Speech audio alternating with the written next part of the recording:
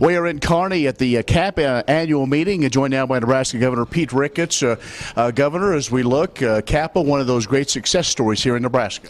Yeah, absolutely. And of course, ethanol is a great example of value-added agriculture, which really drives our state's economy. You know, with the ethanol, the dried distillers grains, livestock, corn, it all plays together to make our economy stronger.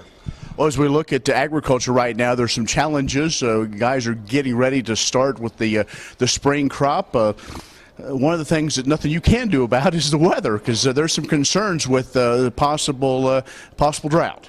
Yeah, absolutely. That is certainly a concern. We could certainly use some rain here, especially with some of the warm temperatures we've had. I was just down in southwest Nebraska. It's very dry down there, and of course we've seen wildfires sprouting up all over the state.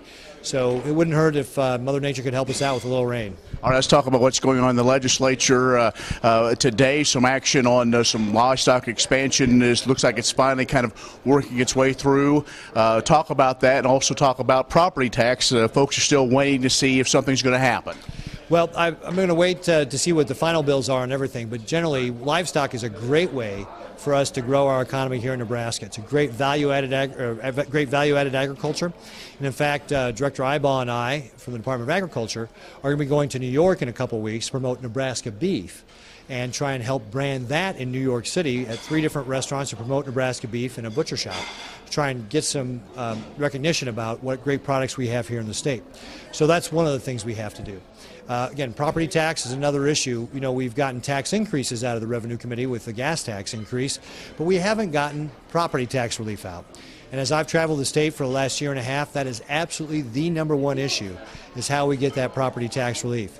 Now, I've been advocating for taking valuations on ag land down from 75% to 65%. And while I'm very concerned where we are, because we're well past the halfway point in the session, we're running out of time to get property tax relief. I'm not giving up. I'm going to continue to work with the Revenue Committee and members of the unicameral to see if we can't find some sort of consensus to get property tax relief out for Nebraskans, because they deserve it. As you're taking your time today, talking agriculture last week during Ag Week, you talked about it. Any new information on international trips and things to continue to promote Nebraska products overseas? Well, we don't have any announcements to make about specific trade missions, but I can tell you that if you look at Governor Heineman, he did about 12 in his 10 years, and I'm looking to do 2 a year.